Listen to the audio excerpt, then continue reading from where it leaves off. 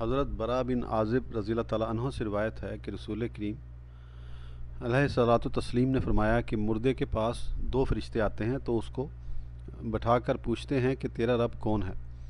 تو مردہ کہتا ہے کہ میرا رب اللہ ہے۔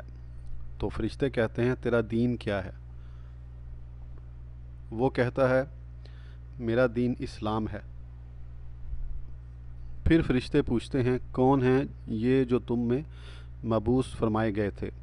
تو مردہ کہتا ہے کہ وہ رسول اللہ صلی اللہ تعالیٰ علیہ وسلم ہیں۔